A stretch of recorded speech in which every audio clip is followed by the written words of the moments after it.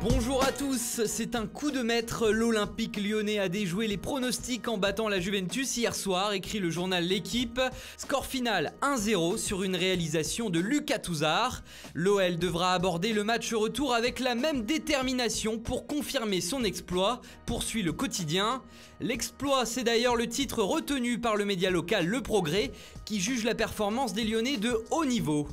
Du côté de l'Italie, c'est la mine défaite de CR7 qui fait la une. Où est la Juve, se demande la Gazzetta dello Sport. Ce n'est pas la Juve, titre à son tour Tuttosport. Décidément, on ne reconnaît pas la vieille dame de l'autre côté des Alpes.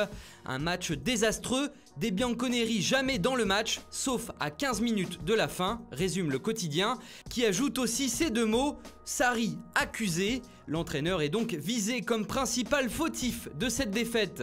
À Madrid, on est également amer ce matin, effondré même, titre le journal Marca. Dans l'autre match de la soirée, le Real Madrid a perdu 2-1 sur sa pelouse face à Manchester City. En 8 minutes, les Madrilènes sont passés de 1-0 à 1-2, tout en voyant Sergio Ramos se faire expulser. Une sale soirée pour les Espagnols qui vont être obligés de réaliser un exploit en Angleterre pour le match retour. À la une de la Catalogne, Sport se réjouit bien sûr de voir le Real Madrid perdre, mais se réjouit aussi de voir Pep Guardiola l'emporter, surtout de cette manière. L'entraîneur espagnol est en effet l'artisan principal de ce succès. Il a montré le chemin, titre le quotidien. C'est d'ailleurs ce qui va ressortir partout. Une masterclass tactique de Pep, juge le Daily Mail. Guardiola a donné une leçon à Zidane, jauge le Corriere dello Sport. Et pour expliquer tout ça, c'est le Times qui en parle le mieux, graphique à l'appui. Pep Guardiola a fait sensation avec sa compo dans un inhabituel 4-4-2. Il a laissé Sergio Agüero sur le banc et a utilisé Gabriel Jesus de manière surprenante. Normalement en position d'avant-centre, il a été positionné hier soir comme un ailier. Il avait même un rôle défensif avant de se projeter vers l'avant et d'être notamment l'auteur du but égalisateur de City. À gauche, vous voyez les positions de Gabriel Jesus quand il touchait le ballon.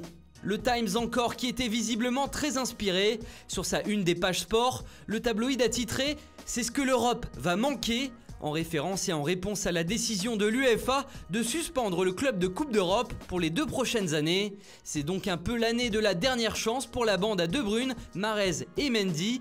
Et ce 8e de finale a commencé de la plus belle des manières pour eux. Et enfin, on termine par une petite info mercato. Selon le média catalan Mundo Deportivo, on se dirige vers un bras de fer entre le Real Madrid et le FC Barcelone pour le recrutement de l'interiste Lautaro Martinez. Le président du Real, Florentino Pérez, vient en effet de s'interférer dans les négociations alors que l'attaquant argentin était plutôt pressenti pour un transfert vers le Barça. Affaire à suivre. Voilà, c'était ma dernière revue de presse et dernière vidéo sur Foot Mercato. 4 ans de voix off qui ont rythmé ma vie et pour cela je vous en remercie. Je souhaite pleine réussite à mes collègues Kevin, Guillaume et Antoine à qui je passe la main. Bonne journée à tous et à un de ces jours sur Foot Mercato.